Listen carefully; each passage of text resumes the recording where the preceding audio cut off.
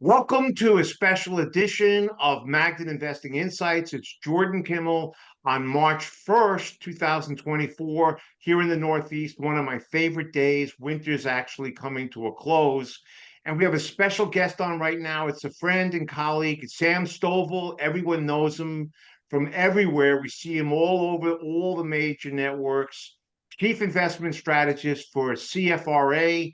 And we have Trisha Bowman, also from Magnet Investing Insights. Trisha and Sam, thanks so much for joining us. My pleasure, Jordan. Thanks for inviting me. All righty. Well, Sam, you've been actually, on a couple of our podcasts before. What I really want to do right now is everyone's chasing. It feels like a little bit of 1999, frankly, to me, with AI and a couple of stocks, the Magnificent Seven, and so on. This is a much different segment. What we really want to talk about today is should be a gigantic component of everybody's interest, which is getting dividends and passive income, as Trisha likes to say, income while you're sleeping. She really likes that idea that money's working for her while she's not. And so what I want to do here is, Trisha, why don't you lead off? You've asked me a lot of questions about dividends. And so why don't you just kind of jump in and take it away, and Sam will help us, because Sam, by the way, we'll get into it, is really the architect of the dividend aristocrats, which is one of the most famous ways, and in my opinion, one of the best ways to invest for income. So Trisha, why don't you go ahead and lead us off? What do you mean by a stock paying a dividend? Well, Trisha, the reason that people invest is, think of it. Let's say you're 20th online for lunch at McDonald's and you keep hearing the cash register drawer open and close, and you think to yourself, boy, how can I get a cut of that action legally? Well, the way you do that is become a part owner. Either you can open up your own McDonald's store, or you use a broker, whether it's a full service like a Merrill Lynch, whether it's a discount broker like Schwab, and you buy shares of McDonald's. So the way you get paid in return by investing in the company is either in the form of higher prices, meaning that if the company reports earnings that continue to grow, then the share price will likely grow as well. Another way that you get paid is by getting a dividend, or in a sense, a quarterly payout by the company, in a sense, for being a shareholder. So price increases, dividends, that's the way that investors get paid for owning that stock. Is a dividend promised by a company, and does it have to pay it every year? No, a dividend is not promised. Basically, the company says that we are going to pay you, or this is our plan to pay you. However, if the economy falls into recession, if people slow the purchases of these products or services that the company offers, then their earnings are likely to come down. So a company might decide to either reduce the dividend, suspend the dividend, or just end the dividend altogether because they don't have enough earnings in which to pay their shareholders. So there's not a guarantee. However, a company will get beaten up, if you will, in its stock price should it decide to trim or omit the dividend, because that could be a reason why investors are owning that stock. If they are older investors who are looking for these stocks as a source of income, think of it this way: as a landlord. If you are a owner of an income producing stock, that's like owning an apartment. So what you want to do is to make sure that the tenant, or the stock that you own, will be paying on a regular basis. So you look to some measures of consistency to feel a little more comfortable that this company, even if they did fall on hard times, are more likely to continue to pay that dividend because they've done so for such an extended period of time. Is there a particular place to look up this research that you recommend? Yes, a lot of the brokerage firms have electronic research platforms.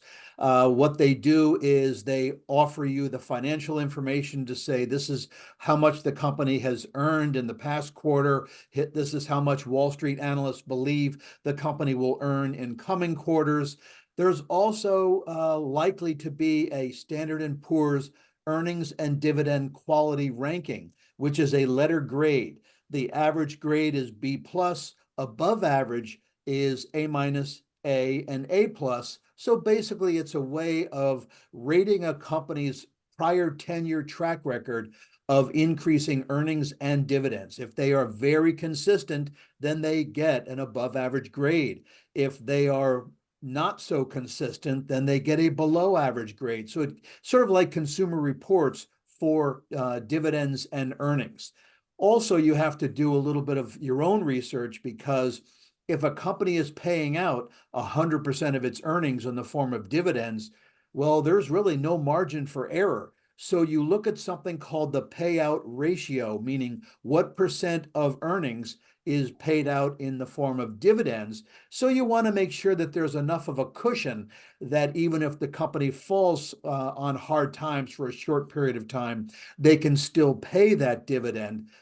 So usually you want a payout ratio that's maybe 75% of earnings or less.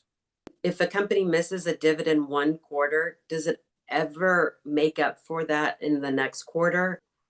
If they cut the dividend, they usually cut it for more than just one quarter. But there are companies that have reinstated the dividend. If, however, they have been paying a dividend and even increasing that dividend for an extended period of time, and therefore become a member of a list such as the Standard and Poor's Dividend Aristocrats, something that I have been very proud to talk about, but I can't take any credit for creating. A company would be loath to cut their dividend or not pay an increase every year, because then it's going to take them 25 years to get back onto that list. So if you've made the membership into that club, you're going to do whatever you can to stay a member of that club. And can you discuss the aristocrat list and where that's located? Yes, there are about 65 companies in the Standard and Poor's 500 that have consistently increased their dividend payouts in each of the last 25 years at a minimum. There is a complete list of those found on the PowerShares. I'm sorry.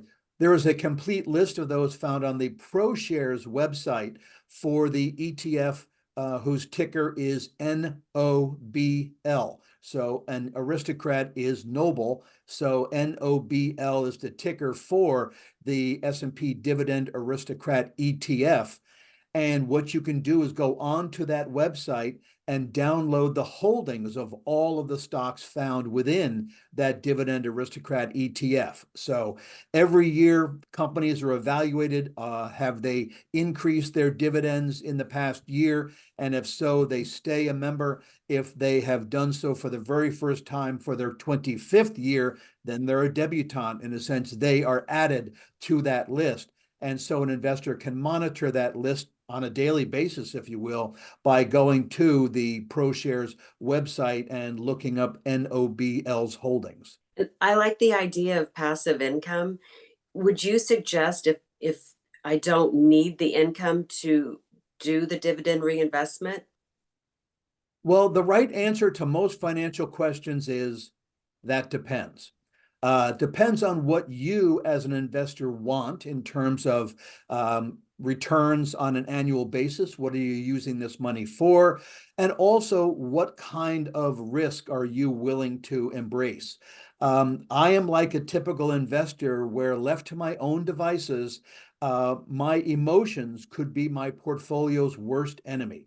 So for me, I would rather invest in stocks that don't have big swings in prices. Therefore, their volatility is fairly muted. Typically, companies that pay a nice dividend will see a lower volatility than companies that don't pay a dividend. In the S&P 500, there's something called a beta, which means what kind of volatility for this stock as compared with the market as a whole. And while the beta of the S&P itself is 1, the average beta for all stocks in the S&P 500 is 1.05. However, the dividend aristocrats have a beta that is more than 10%, or if possibly 10 to 20% lower than that for the S&P 500. So traditionally, it is larger companies that have been around for quite some time that are called blue chip stocks that tend to pay dividends. And if they pay a dividend, more likely they are going to experience lower volatility than stocks that don't pay a dividend. And so as a result, should the price go down a little bit, it's cushioned because you are getting a dividend yield that could still support the total return of that stock when you evaluate it on a quarterly or annual basis. What is dividend coverage ratio?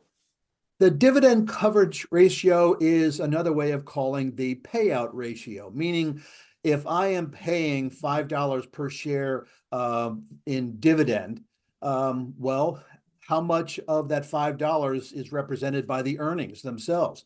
If you're earning $6 per share in earnings and you're paying out $5, oh, that's an attractive dividend. But at the same time, there is a bit of a cushion because you have $1 of earnings to play with, and you will if for some reason the company falls on hard times and their earnings come in at $5, not $6, you can still cover that dividend. However, there are some companies where they've had challenging times, and so they're paying $5 out, but they're only earning $5 or maybe $4.95. So they've had to borrow in order to maintain their dividend policy. That won't last for too long. So if the company is paying out more than it's bringing in, then don't be surprised if they end up either reducing or eliminating the dividend. Is that something to watch for when you're investing in? It is definitely something to watch for. So like the analogy again of being an income-oriented investor, being a landlord, you want to make sure that your tenant is paying you on a periodic basis. And you typically do a credit check to find out, okay, how consistent have they been in paying rent with other landlords? Do they have a job? Is the salary from their job still enough to cover the rent, etc.? And what is ideal is if you can get a tenant who does not squawk every year when you raise that rent. So using that kind of a landlord analogy with an investor who owns a dividend-oriented stock, the same things that you'd be looking for from a tenant is what you'd be looking for from a stock. Now, there's a record date when these dividends are paid. I personally have never done this, but I've heard people buy the stock before the record date and then they sell it after to get the dividend. Can you discuss that? Yes, well, if somebody who does that, it's sort of a wash because the price of the stock actually goes down by the amount of the dividend that was paid. So you're not getting something for nothing. If anything, all you're doing is incurring costs of transactions, or if there's no cost for that transaction, you might end up buying back a stock at a higher price a few days down the road. So you're better off really just buying a high quality stock that pays a nice dividend, obviously monitor that stock, and then reinvest those dividends in that stock so your cost basis ends up going down. And in a sense, by buy, hold, and close your eyes with these stocks, you could end up with a very nice nest egg just a few years down the road.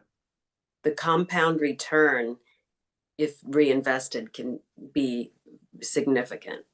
Yes, actually, if you just think about the S&P 500, 40% of the total return of the S&P 500 since 1926 came from reinvested dividends. So in a sense, by doing nothing, by simply taking those dividends and reinvesting it into the stock market, you have added in a sense, 40% to what you would have gotten if you only looked at the price.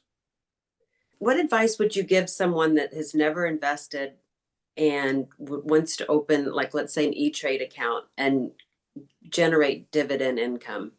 Where would they start? Well, I think what they should do first, there's always the adage of buy the book before you buy or sell the stock. So essentially, do some research ahead of time, understand the kind of benefits and pitfalls that you would be experiencing as an investor in the stock market in general and an investor in income-oriented stocks in particular. Research the platform that you want to use in order to make your investments. E-Trade, Schwab, Morgan Stanley, whatever, they're all out there and they're all willing to have your business. Then I would say select a stock, and you could either trade on paper, if you will, mean pretending that you're buying the stock to see did I choose the correct stock and has it been going up in price, basically just by monitoring it. And then you could say, you know what, my decision was pretty good. Maybe I will actually enact that by buying some real shares and then monitoring that share price movement as well as benefit from some of the dividends and then reinvesting that dividend. So I would say like entering a pool for the first time when you're cold, tiptoe in, because then that way, you won't end up being chilled too much by the experience. Jordan, do you have any questions that I missed for a beginner or? Well, I think you covered, a lot of what, what is in my mind. And, I am personally a growth investor. But when people would ask me, look, I'm not interested in growth, I want income, so I want to buy a bond, I would say to them, forget about the bond for, you could be diversified in bonds, but find an income generating company that grows its dividend over time, because inflation is going to keep raising prices. So getting the same income every year is not as attractive as a dividend, growth idea.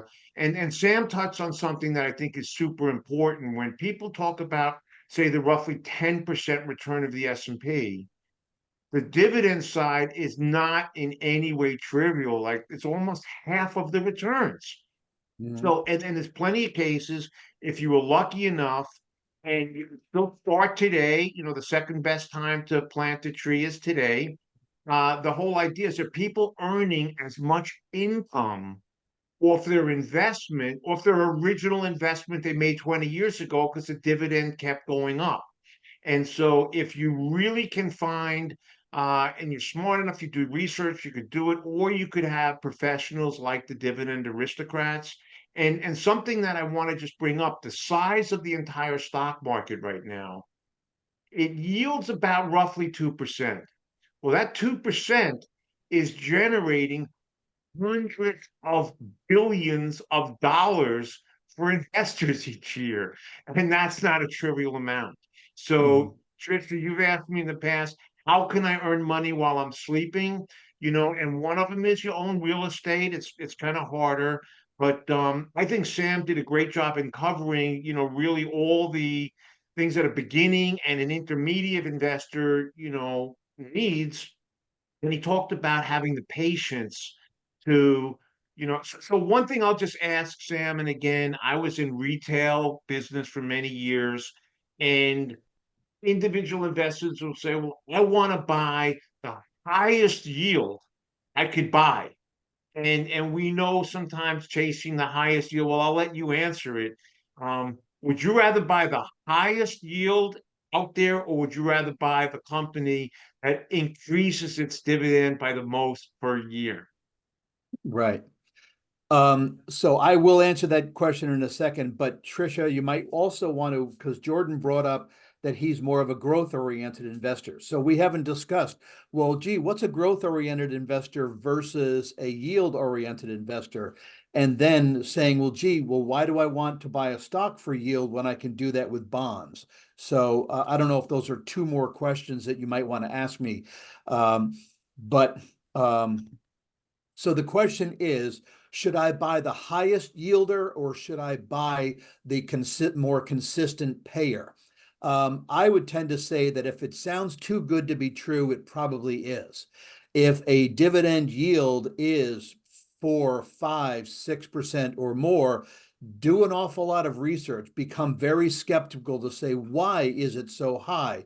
If the S&P 500 is paying less than 2%, if the utilities index, which is traditionally a source of a lot of income-oriented stocks, is yielding 3.5%, then something substantially higher than that is probably a stock that has fallen on hard times in that the price has declined, making the dividend yield look that much more attractive, but it's probably an indication that that dividend will be cut or eliminated because the company is just not able to sustain that kind of dividend payout with the earnings stream that is forecasted. So I'd rather go for consistency, meaning if you're a baseball player, I'd rather go for that player who hits singles and has a high batting average than I would somebody who swings for the fences and ends up missing more times than connecting. Wow, that makes sense. Thank you.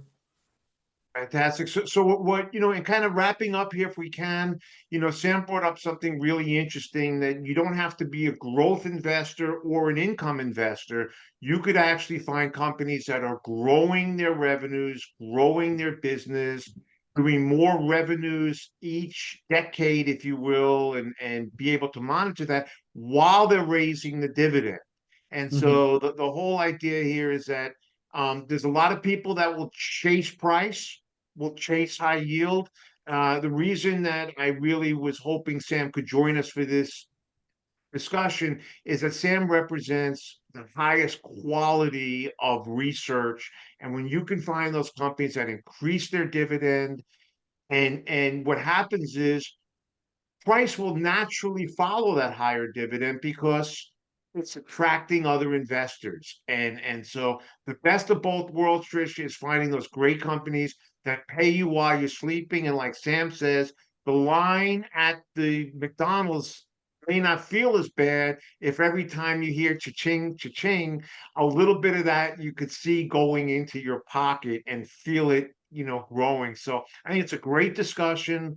We covered everything that I was hoping you would. Sam, before we jump, is there anything that we didn't cover you want to kind of add on? Sure. Basically, before we were talking about growth versus yield investing. And in a sense, all that simply means is that a company that has earnings, instead of paying out some of those earnings in the form of a dividend, reinvest that money into their own company. Typically, a lot of technology firms will be doing that because they are, on the threshold of new inventions, et cetera. Biotech companies might be doing that as well because they take their profits and reinvest it in new entities, et cetera. So an investor would benefit more so from price changes on the growth side than from income, which you would get from a higher yielding kind of company. Also, the question typically is, well, why do I need to buy an income-oriented stock? Maybe I just buy bonds in place of that. Well, one reason is because you are taxed at a lower rate for your dividends than you are for your bond interest. That bond interest is taxed as ordinary income, and therefore that tax rate is higher than capital gains and dividends. So one way is that you're getting a discount, if you will, on the bill by the IRS at the end of the year. Also, while the dividend might be fairly consistent at, let's say, 3%, you also have the benefit of price appreciation. If that company is doing well, then its share price will be going up while you are also getting that dividend yield. So in a sense, you could benefit twice from stocks where more likely you end up benefiting just once from bonds. Well, fantastic. It's a great point, Sam, because I was, we don't have the time for this. You've been gracious with your time. I would much rather own something that increases their dividend than pays me the same amount and has no chance of going up in price. A bond cannot mature more than the face value. And 30 years from now, that face value might not won't buy you as much as it did 30 years ago. So Sam, again, thanks a ton for your gracious time today. It's Jordan Kimmel, it's Trisha Bowman, and it's Magnet Investing Insights. And we just had one of my heroes on Wall Street. Thanks so much for joining us. Thank you, Jordan. Next time I'll wear a cape. Thank you, Sam. All right. Thank you, Tricia. Nice to chat with you about high yielding stocks.